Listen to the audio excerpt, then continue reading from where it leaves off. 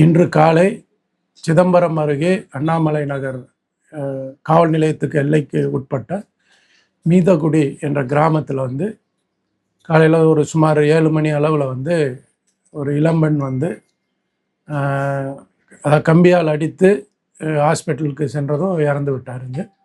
இது சம்பந்தமாக உடனடியாக துணை கண்காணிப்பாளர் சிதம்பரம் பிரதீப் மற்றும் அம்பேத்கர் ஆய்வாளர் ஆகியோர் தலைமையில் அமைக்கப்பட்ட தனிப்படையினர் வித்தின் ஒரு 1 ஹவருக்குள்ளாரியே வந்து அந்த கம்பியால் அடித்த குற்றவாளி மகேந்திரன் என்பவரை வந்து கைது செய்திருக்கிறோம்.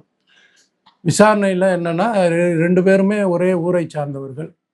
இந்த இறந்து போன பெண் வந்து ஒரு 5 வருடங்களுக்கு முன்பாக திருமணமாகி இப்போ கணவரை விட்டு பிரிந்திருக்கிறார்.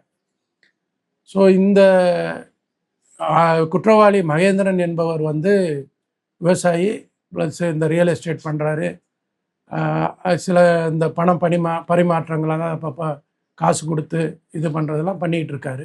ஸோ அந்த ஊரில் வந்து ஒரு நல்ல வசதியானவர் அவர். ஸோ இந்த நிலைமையில் இந்த பெண்ணு வந்து கணவனை விட்டு பிரிந்திருக்கிறனால இந்த பெண்ணு குடும்பத்துக்கும் அவங்க அப்பா காலத்துலேருந்தே பணம் கொடுக்கல் வாங்கலாம் உதவி செய்திருக்கிறார். ஸோ இந்த பெண்ணுக்கும் வந்து அவர் கூறிய முதல் கட்ட விசாரணையில் வந்து இந்த பெண்ணுக்கும் வந்து 2 லட்சமும் சில கிராம் நகைகளும் கொடுத்துருக்கிறதா அவர் சொல்கிறாரு. அதை வந்து அவர் திருப்பி கேட்டதாகவும் சொல்கிறாரு.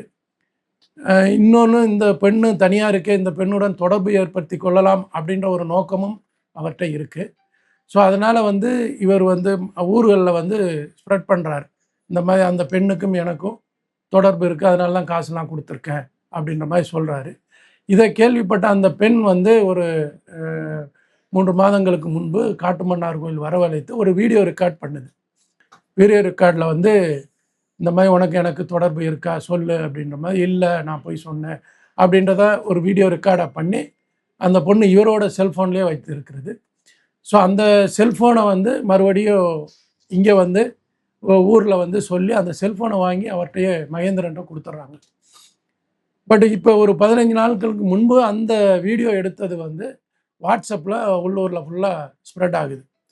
ஸ்ப்ரெட் ஆன உடனே அதை கண்டு ஊரில் இருக்கிறவங்களாம் இவங்க மகேந்திரன்ட்ட கேட்குறாங்க. இதனால் ரொம்ப மன உளைச்சலில் இருக்கார்.